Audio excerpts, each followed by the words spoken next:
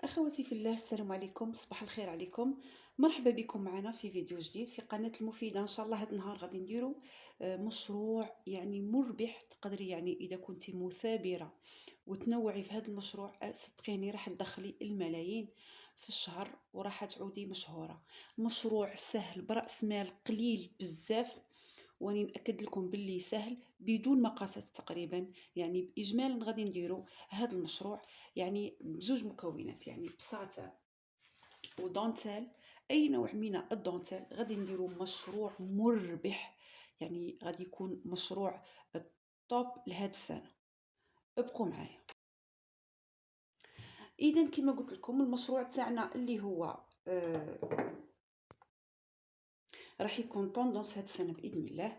يعني هاد المشاريع نظن اعتقد انه انا الاولى اللي راح نديرها لكم على اليوتيوب. ان شاء الله يلقى صدى كبير، وان شاء الله يعني الناس يسترزقوا به.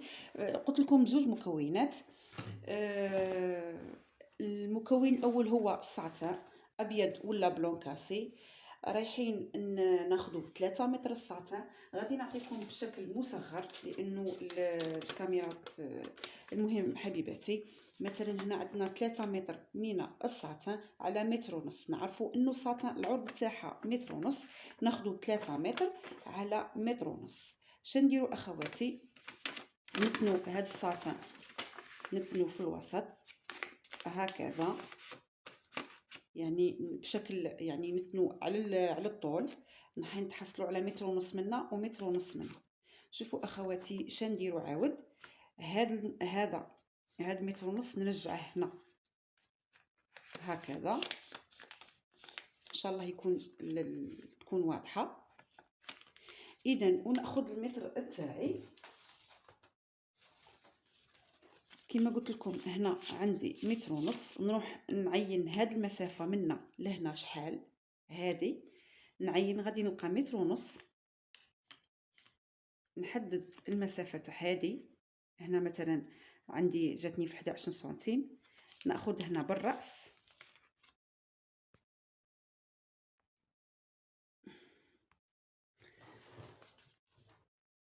هنا غادي نلقوا المسافه اللي غادي نلقوها هنا في هذه الصغيره. شوفوا هنا شدوا بالراس نفس المسافه، نحطوا هنا ونحددوا نقطه. نعاودوا ناخذ نتاكد من المقاس 11. ناخذوا هكا ونحددوا نقطه. هنا كذلك نقطه،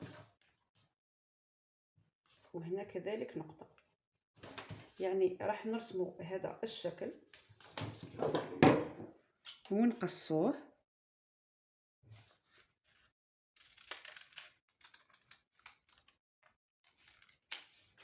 هكذا. من بعد نفتحوا القماش تاعي غادي عفوا رايحين نتحصلوا على هذا الشكل. اذا قلت لكم بعد ما تحصلنا على هذا الشكل اللي هو هذا الشكل، هذوك الزيادات نقصوهم بهذا الشكل، يعني باش نتحصلوا على القطعه اللي تجي في الراس واللي هي هكذا. يعني تخيط منا ومنا ومنا. دروك نقرب لكم هذا الشكل بالتقريب. يعني هذا الشكل تاعنا نطبقوه في القماش. اذا اخواتي بعد ما تنيت القماش ديالي نتحصلوا على هذا الشكل. يعني القطعه المغلوقه هي اللي راح تكون منا. هذا المقاس اللي هنا نفسه ناخذوه، هذا المقاس اللي من الراس للاسفل نفسه ناخذوه هنا هنا هنا هنا، حتى نتحصلوا على نصف قوس او نصف دائره ولا بشكل منحني هكذا. نتحصلوا على هذا الشكل. الان هذه تاع هذه راح نحيها باش الشكل تاع المشروع تاعنا يجي شباب هكذا. يعني هاد الحافه تاع المصنع نحيوها. الان اللي عندها سورجي توفيلي بالسورجي، من بعد تعمل كفه تخيطي. اللي ما عندهاش سورجي تعمل كفه مباشره في كاع اطراف تاع هاد القطعه.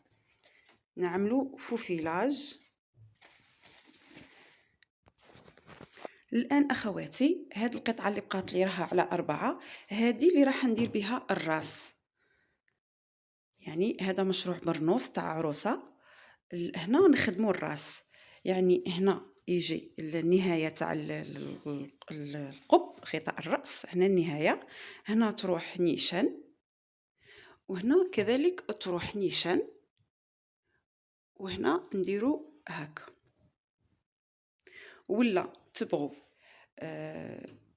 الشكل الثاني اللي هو نفتحو هاد القطعة تاعنا ونرسمو القب تاعي بشكل مربع عادي. يعني هاد النقطة اختيارية. دوك نقرر الشكل اللي غادي نديره ونوريه لكم. اذا اجمالا خديت هاد الشكل، يعني منا فتحة تاع الوجه، منا يخرج الرأس، منا تتخيط مع البرنوس، وهذه في النهاية. اكيد راه غادي نقلعو هذه تاع المصنع. غادي نعطيكم المقاسات. اذا منا لهنا خديت 60 سنتيم مع يعني وين نحو تجي 60 سنتيم. منا لهنا، منا لهنا تاني 60 سنتيم. وهاد القطعة، يعني هاد القطعة الصغيرة اللي راه غادي تلصق في هي اللي تتخيط، عندنا 17 سنتيم. يعني وتربطي بشكل مائل، تقصي بشكل مائل. اذا منا 17 سنتيم، منا 60 سنتيم، ومنا 60 سنتيم، وتجي مهودة بشكل مائل، يعني بشكل مائل للداخل، يعني هكذا. نروحوا لعملية الخياطة. قلت لكم كذلك تفوفي لي كامل الحواف، تخيطي من هذه الجهة وتخيطي هذه الجهة فقط. نعاود، تخيطي فقط هذه الجهة وهذه الجهة، يعني هذه المسافة غادي تلصق في البرنوس، وهذه المسافة منا نديرو لها الدونتيل، يعني غادي تبقى مفتوحة. ان شاء الله يكون الشرح تاعي واضح. اذا اخواتي، عفوا، شوفوا كامل راني درت لها السوجي لكاع الحواف. قلت لكم اللي ما عندهاش سوجي تقدر تستغنى على السوجي، يعني السوجي باش ينقي لها الخدمه فقط. اللي ما عندهاش مباشره دير كفه، يعني زوج كفات، كفه رقيقه، وتخدم المشروع تاعها عادي، يعني ما يطلبش سوجي. دروك اخواتي نروحوا نركبوا الراس، القطعه اللي تجي في الراس مع القطعه يعني اللي تجي في الجسم. نحددوا المنتصف. اذا رجعنا هاد القطعه كما قلت لكم تنيتها فقط على 2، نركبوا فيها هذيك القطعه تاع الراس، نركب فيها هاد القطعه اللي تجي في الراس. ان شاء الله يكون الشرح تاعي واضح.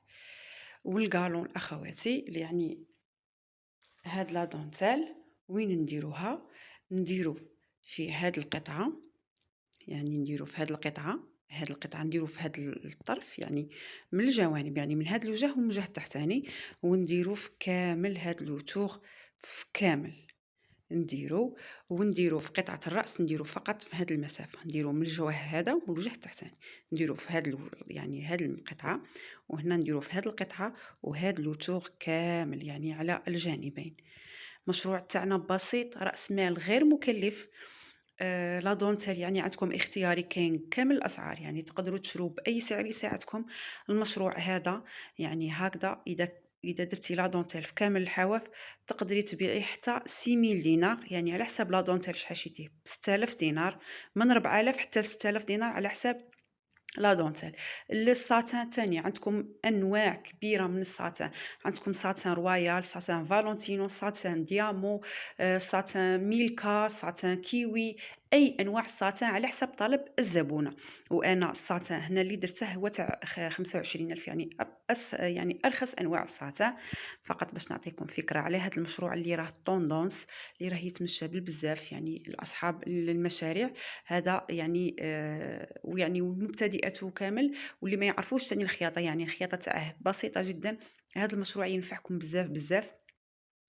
المهم ما نطولش عليكم اخواتي، غادي نخيطه ونركب لها لا دونتيل ونوريه لكم كامل.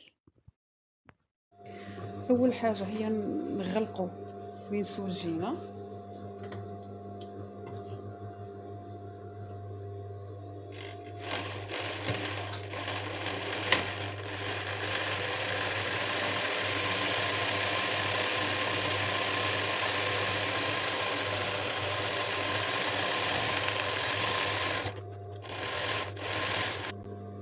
بعدها نخيطو لا دونتيل.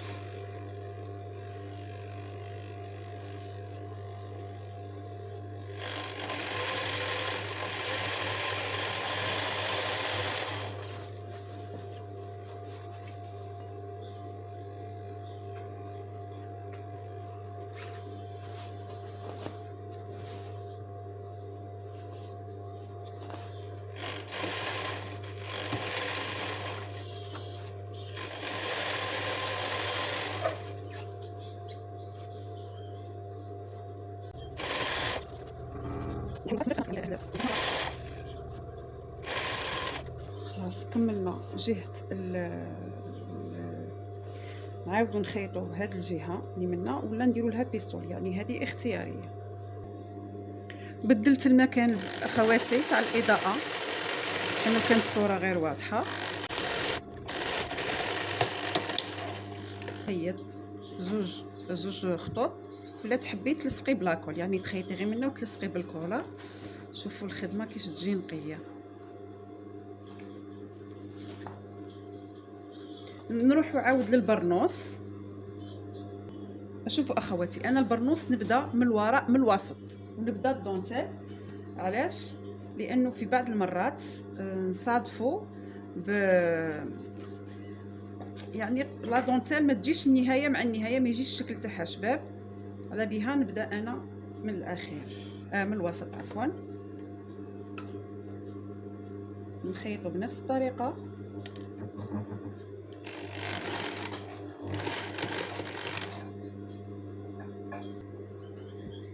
نخيطو بنفس الطريقه، يعني نحاول الوردات يجوا في مكان السوجي.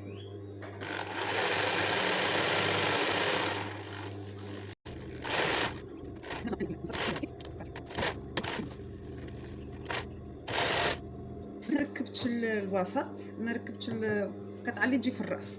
شوفوا نحددوا المنتصف تاع البرنوس. جاتني هنا المنتصف هذا مع المنتصف هذا، ونخيطوا بهذه الطريقه.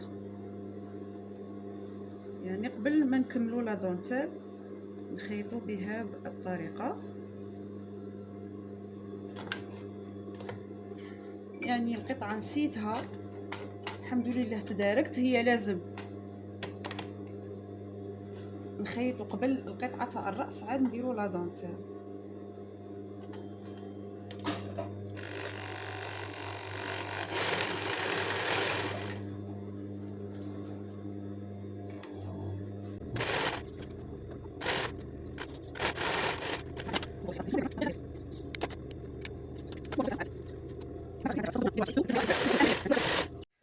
مرحلة ما قبل الأخيرة عفوا، نكوي يعني بالمكواة. نحدد كامل هاد القطعة لا دونتيل هنا تيسو كامل نحددها، ويبقى زوج خطوات ندير لها الحزام عند الرأس عند الرقبة عفوا، وندير لها شبوبة في القطعة اللي تجي في الرأس.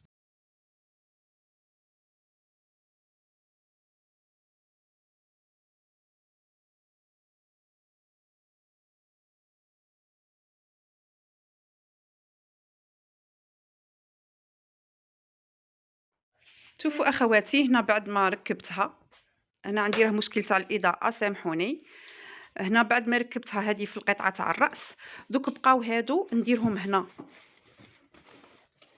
شوفوا خواتاتي نديرها هنا بين هاد القطعه تاع الراس وبين التحت، يعني هذه تجي في العنق. هذه باش نعقدو انا درت هاد الكوردونات هكا فيهم هاد لابيرل. وشوفوا خواتاتي كل وحده واش دير. ما عندكش ديري ساتان هذا، ديري 2 سنتيم وكفي وخيطي، ديري بيي، ديري اي حاجه. يعني هنا ماشي ملزمه، يعني كل وحده ومقدورها. انا غادي نخيطهم من الاسفل باش ما تجيش الخدمه باينه، باش تجي الخدمه شابه، ونتلاقوا في شكلها النهائي. الى هنا اخواتي الكريمات المشروع تاعي وجد، والفيديو تاعي خلاص. يعني غادي نوري لكم الشكل النهائي تاع هذا المشروع رقم 1. كما قلت لكم ان شاء الله باذن الله غادي تكون سلسله مشاريع. ان شاء الله برك نتوفق ونبقى دائما يعني كما نقولوا ما نغيبش عليكم، ونكمل معكم هذه السلسله تاع المشاريع. هذه القطعه اللي تجي في الراس، شوفوا الشكل الجاد تاعها شباب. ثاني المكوات ساعدتها بزاف. يعني المكواة توجور لا فينيسيون التنقية تاع الخيط والكي يزيدوا نص في لا فينيسيون. هنا ما لقيتش كيفاش نعلقها لكم، الله غالب يعني الضيق تاع المكان وين نخدم. هنا لبستها فقط بنتي، هي صغيرة يعني جاها طويل، لكن رائع رائع بزاف. هذا مشروع نتمنى ان شاء الله تتوفق كل وحدة فيه ويكون صدقة جارية بإذن الله. ونتمنى كيما في البلوزة اللي فاتت بزاف علقتوا لي وقلتوا لي خيطنا ونجحنا فيها، نتمنى هذه كذلك. ما تنسونيش بجام ودمتم في رعاية الرحمن والسلام.